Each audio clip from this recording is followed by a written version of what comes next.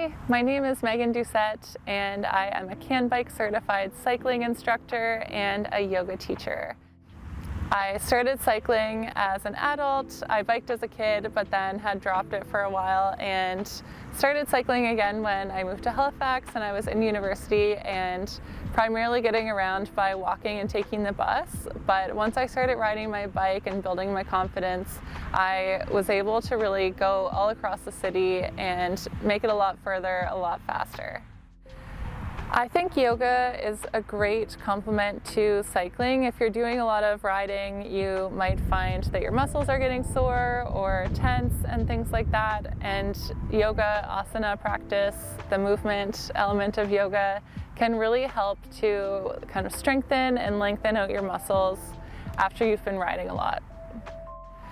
The beautiful thing about yoga is that there really is a yoga practice for everyone, and it doesn't have to be complicated, it doesn't have to be strenuous. It's really more about connecting with your breath than getting into complex poses and being really flexible. It's called a practice for a reason, so you might not look like the photos that you've seen online, but that doesn't mean that you're not practicing yoga.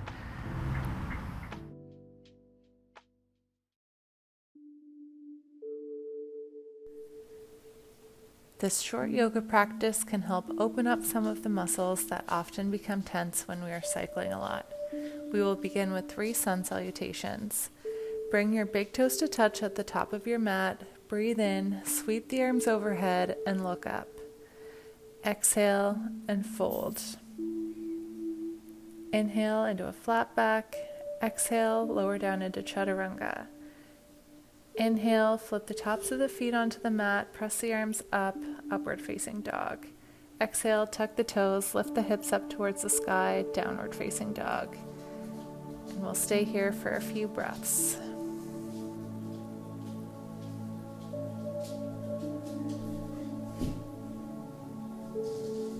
On your next exhale, bend the knees. Inhale, step the feet to meet the hands and come to a flat back. Exhale, fold. Inhale to rise and reach the arms all the way to the sky. We'll repeat that again. Inhale, arms up. Exhale and fold. Inhale, flat back. Exhale to chaturanga. Inhale, upward facing dog. And exhale into downward facing dog. Sun salutations help to build heat within the body and warm up for other poses. I'll just stay here for a couple more breaths.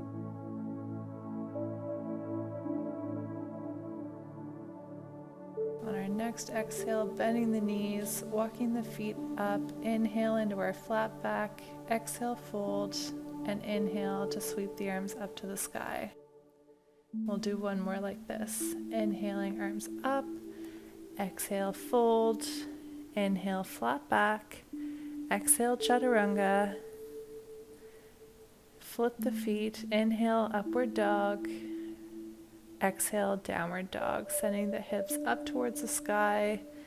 Grounding all the knuckles into the mat. And taking a few breaths here.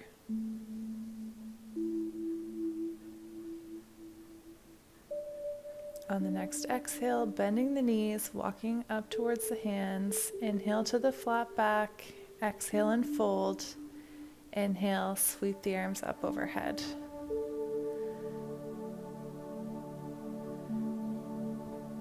Now we're going to step out to the right and take a wide stance, turning the right foot so that your right heel is aligned with the arch of your left foot. Bending the right knee so it's at about a 90-degree angle. Not bending past the toes, and sweeping the arm up overhead to make a straight line from your left foot to your left fingertips. Your gaze can be towards your armpit here. Uttita Parsva Konasana, or extended side angle pose. To come out, bring your hand back down, straighten the right leg, and switch your feet positioning so your left heel is now in line with the arch of your right foot. Bending the knee at 90 degrees, being careful not to bend the knee past the toes, sweeping the right arm up so you're making a straight line from your right foot to your right fingertips. Your gaze can be towards your armpit, and this pose helps to lengthen and relieve pain in your IT band on the side of your thigh, which could become tight from cycling. Bring the hand back down, straighten the left leg, and bring the feet to the top of the mat. We will step out again, this time with a slightly wider stance if that feels right for you. Toes will be pointing slightly inwards, arms come behind you, clasping the hands and folding forward. So your hands are reaching towards the ground. Prasrita Padottanasana, or standing wide-legged forward bend. This position helps to clear tension from the upper back, neck, and shoulders, which can also become tight after a lot of cycling.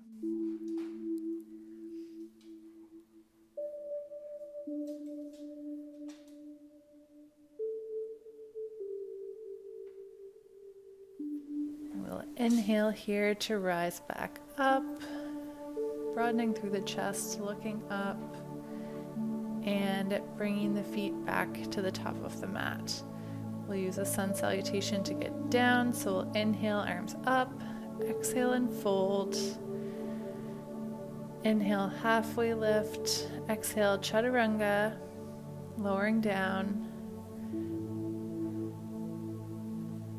and inward downward facing dog. Bringing the right leg forward with a 90-degree bend. We will tilt the pelvis up, so we'll feel a lengthening through the left hip flexor. And the body can lean back a little bit.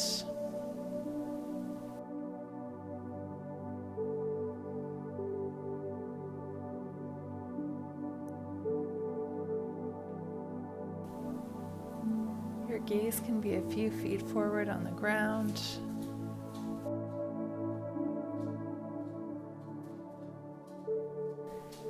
And we will come into a chaturanga, sending the leg back, lowering down. Inhale, upward dog. Exhale, downward dog. And then bringing that left leg forward. So the left leg is now at a 90-degree bend. The right knee is coming onto the mat. You can fold over the mat or use a blanket here to add some extra cushioning. And you want to remember that pelvic tilt upwards, and that's where you'll probably start to feel a little bit of sensation in your hip flexor. The hip flexors actually become shorter when you're sitting a lot, which includes sitting on your bike, so we want to support a lengthening through that area. And to come out, we will come into a chaturanga. Inhale, upward facing dog. Exhale, downward facing dog. We're stepping up to the top of the mat.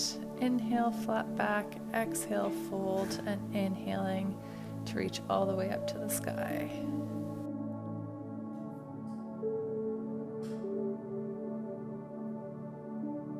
Now from here, to close out our practice, we're going to roll up our mat and use it as a prop to help us open up through the calf muscles in the back of our lower legs.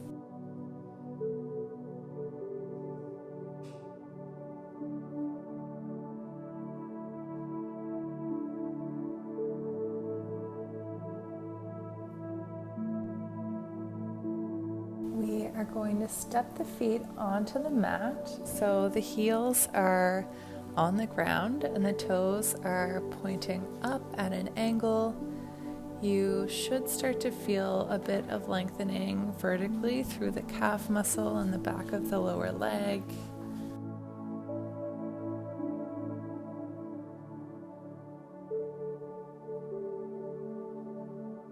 I find when I'm cycling a lot, my calves can feel really tight, so this is a nice way to open up in that area of the body.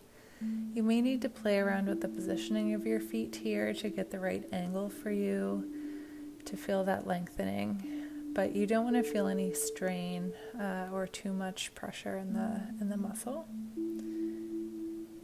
And next we're going to place the mat between the lower and upper legs and sit in a kneeling position.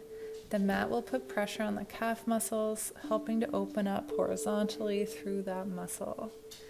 Depending on how tight your calves are and how firm and thick your mat is, you may feel some discomfort here. It is important to tune into your own body and recognize when you feel pain versus discomfort. Discomfort can be okay, but if you're feeling pain here, you should move out of the pose. You could stay in these positions for up to 3 minutes each if you're practicing on your own to continue opening up through this part of the calf muscle. And this is our final pose. We will end our practice here, and thank you.